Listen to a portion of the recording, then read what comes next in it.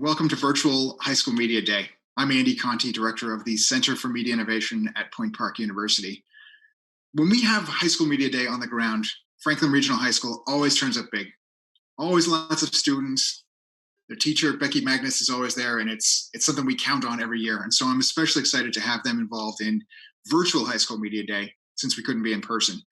Over the years, I've had lots of great students from Franklin Regional, and in fact, one of them showed up when he was a freshman in high school and never left. He's actually the producer for this show, Colton Oakes. Colton, can you join us? What do you think about having your alma mater on the show today?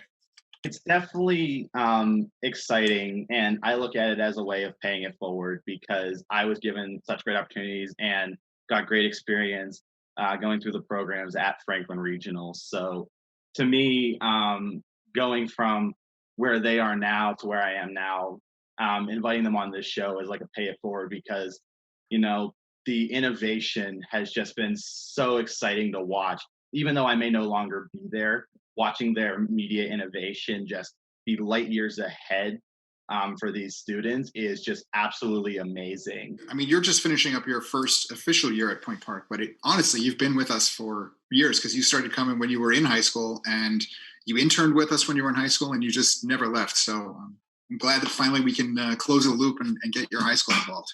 With that in mind, let's introduce your high school teacher, Becky Magness. Becky, welcome. Hello. Hi, thank you for having us. It's great to see you. Yeah. And then let's meet your students. Go around the horn and get to know everybody. Let's start with Ryan. How about you? Hi, I'm Ryan Lucht. I'm a senior for the class 2020 at Franklin Regional, and I'll be going up to Cleveland State to study in film and media arts. Okay, great. Thanks for being here. How about Olivia? Hi, I'm Olivia Ciotti. I am a sophomore, class of 2022. I will be going into broadcasting, just don't know what yet or what college. Okay. And Tim? Hi, I'm Timothy J. Quinn, and if you watch our weekly news show, you'll know what the J stands for each week. But I'm a 2021 at Franklin Regional High School, and I'm looking to go to a couple different schools. Really undecided on where I'm going yet, but I know I want to do sports media or news media in the future. Okay, sounds good. We're super excited to have you guys here today, and part of the reason for having you involved is because the coronavirus really hasn't slowed you down at all. You know, a lot of schools, of course, the whole state shut down back in mid-March, and a lot of schools just kind of were slow to react to it, but you guys jumped on it right away. Becky, can you talk to us a little bit about how this all came together and what the students have been doing during the shutdown? Sure. That first week, I think everybody was sort of in shock that we were not going back to school for a while, and we didn't know how long. And I know these students, and I know at least for me, I love doing what we do at school in the TV studio and producing a show. So someone sent me a video, the John Krasinski video of the Good News Report, and I watched it and I said, we can do something like that. So I sent it to my students. That was the first thing I sent out. And I said, what do you guys think? Do you think we could do something like this to bring some good news or something different to our community? Ryan, you've been around the longest. You're a senior. So sorry that you're ending your senior year this way. It's kind of rough, but whenever this happened, you know, and Mrs. Magness put out the challenge, what was your immediate response? This was out of everybody's control, so we really didn't know how to react to this. And especially for me being a senior, being able to really understand and kind of taking the whole idea of not being able to do the things we were supposed to kind of do, the graduation, prom, and just understanding what's going to happen. So first getting 2 weeks off and then getting another 2 weeks off and then, you know, being closed. So definitely is kind of sad just not being able to see everybody again, but doing this new show and being able to be with, you know, my friends in the class again is really just kind of a nice opportunity to try and make up for what we lost. So I think it's a good way to try and make everything seem normal in a time where nothing's normal. Yeah, no, absolutely. I mean, that's the challenge for everybody. I think how do we make this all seem normal? I'm thinking you guys probably still have stuff left in your lockers at school that you haven't gone back for. So I'm curious, Tim, in your case, when this all came down, one of the things that we've tried to do at the Media Innovation Center is that, you know, we've talked about innovating in a lot of ways, but this has really forced us to innovate, you know, to do things like Virtual High School Media Day. And I'm just wondering, how did you guys figure out the show on the back end? You're not able to get into the studio, so what are you doing to actually do your show from home? Yeah, so our first like virtual meeting of just our class was like coming up with any kind of ideas on how we could produce the show. Really, everybody kind of brought forth their kind of way to do it. But Miss Magness was able to find a way for us to go on Google Meet, and she found a way to record us while we were talking, like giving our news. And that has worked out for us beautifully. You know, we get the me and Ryan on at the same time, and then we're able to cut to different interviews with everybody. But you know, the first couple of weeks, obviously, it's a learning process. There's some mess ups, but you know, we're getting through it.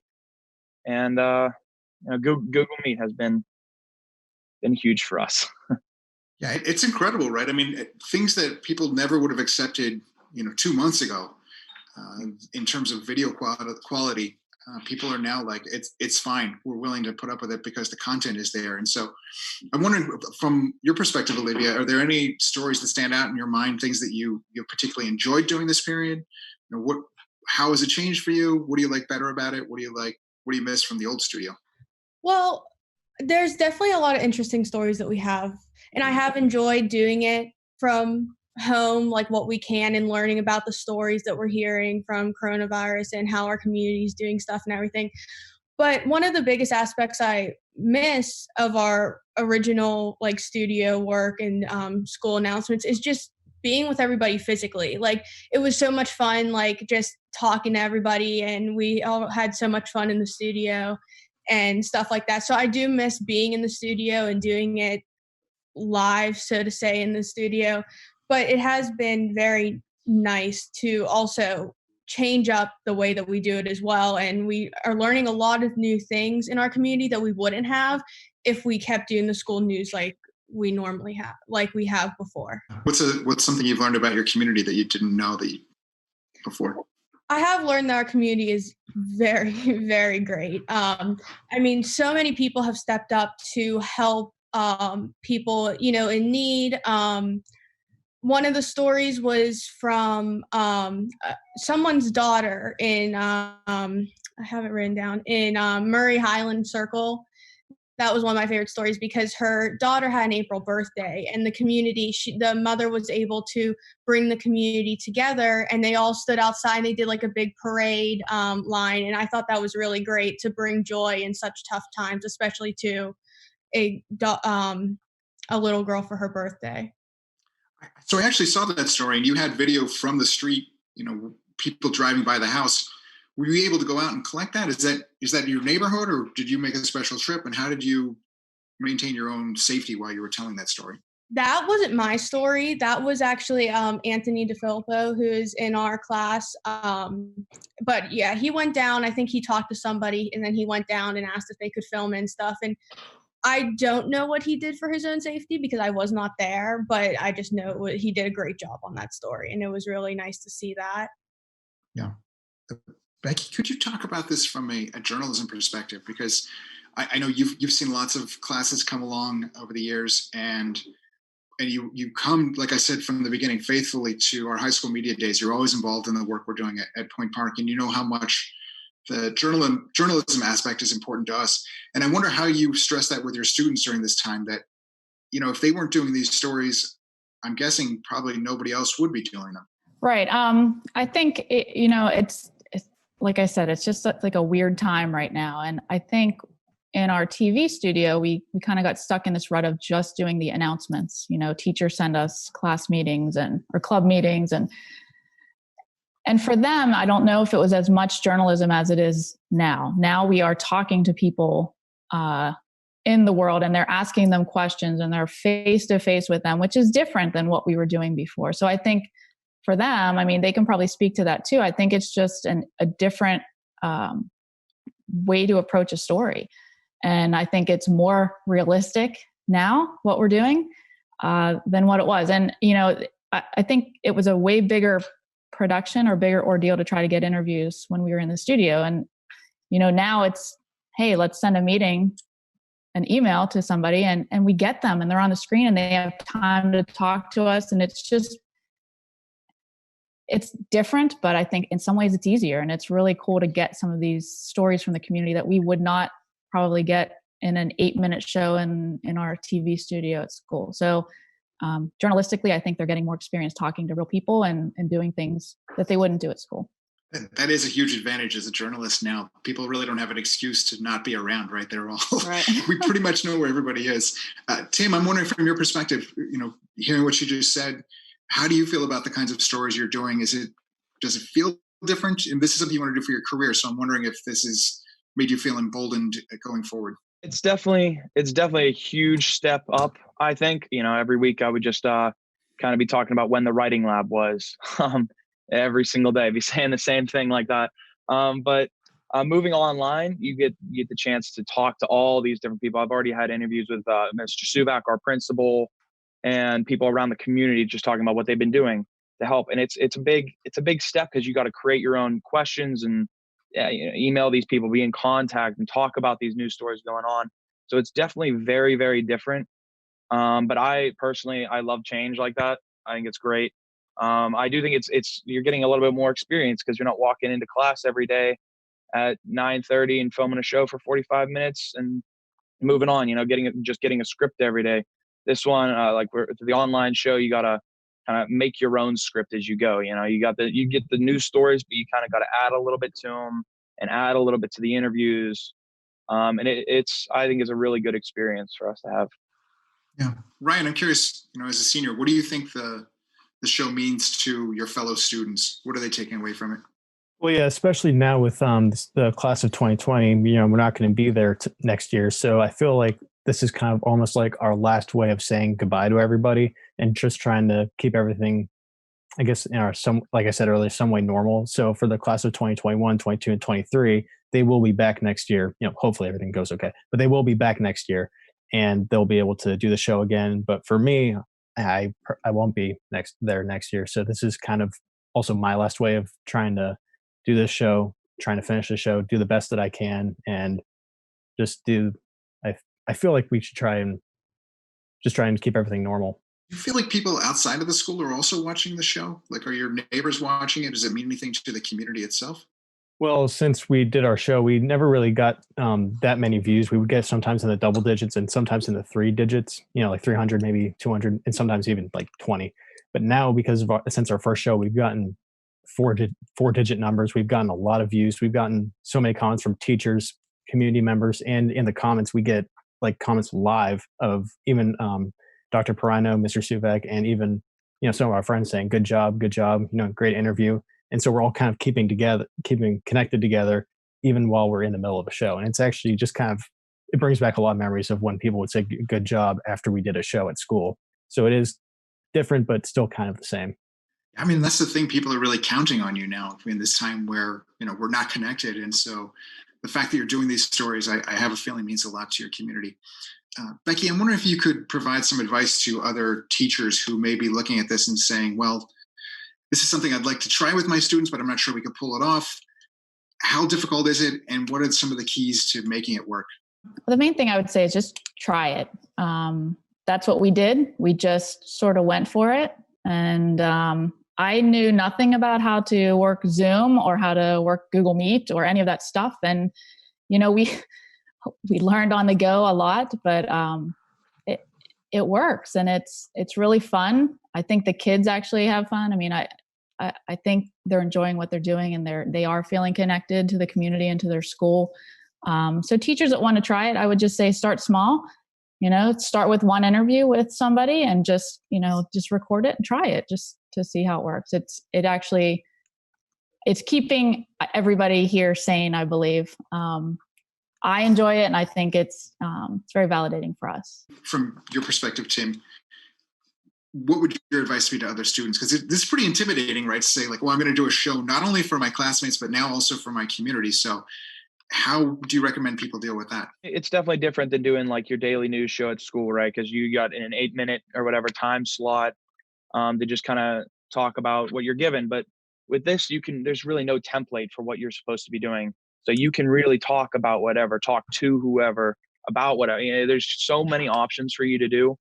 And like Ms. Magness said, you can start with one interview or one segment or one news story and just kind of grow from there.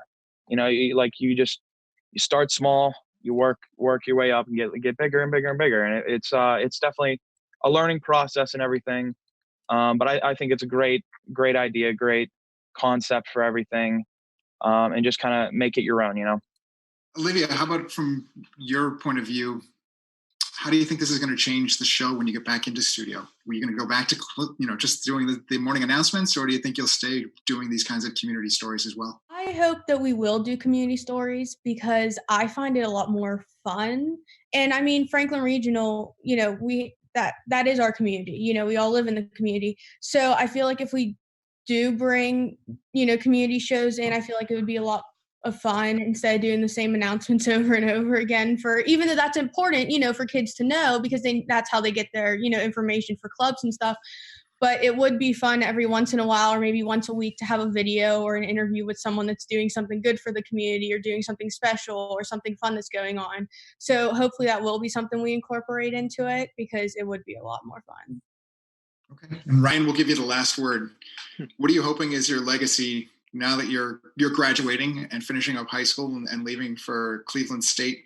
How are you feeling about what you're leaving behind at Franklin Regional? I'm definitely leaving behind a lot. I mean, I had a lot of fun for 4 years in this class. I learned a lot. I learned what I wanted to do for the rest of my life. I learned so many skills through videos and through the class and through just understanding creative perspective and understanding how videos and editing works. And so I've been able to make tons of short films, tons of news segments, tons of little fun videos. We had Fun Friday at our school, and that was just kind of a fun little video. Tim can even agree with that. So we made just so many videos, and I feel that what I'm leaving behind is just kind of, I feel like, I don't want to sound self-centered at the same time, but I mean, I felt like I was kind of helping everybody else with how they made their videos. Like I helped Tim, I helped Olivia, I helped a lot of the students with their videos. So I feel somewhat good that I helped the students before I left. This is really inspiring to hear high school students taking on this job for themselves and going out and telling the stories of their community. So I'm so glad you guys were all here. Colton, I'm going to throw it back to you one last time. I'm curious what you think. I've been watching you in your little square below me, and you've just been smiling and shaking your head the whole time. So what do you think this all means to you, to see these students carrying on the tradition that you left behind a year ago? For me, it feels like a sense of pride, knowing that, most of the time you don't hear about people really like getting this experience till they're like in college, like in my position in college or even after college. But it's kind of a sense of like school pride and all that, seeing, people younger than me in a place that I came up in, getting these opportunities and like getting these problem solving skills now in such unusual times in order to overcome these obstacles. I mean, it's just, for me, it's just pride, seeing something that I used to have a hand in growing and flourishing, like right before my eyes. It's awesome. No, it's great. I think it is very uplifting, especially in these dark and confusing times. So thanks to all of our guests from Franklin Regional. You can learn more about the Center for Media Innovation at Point Park University by going to pointpark.edu/CMI or looking for us on social at Point Park CMI. Bye-bye.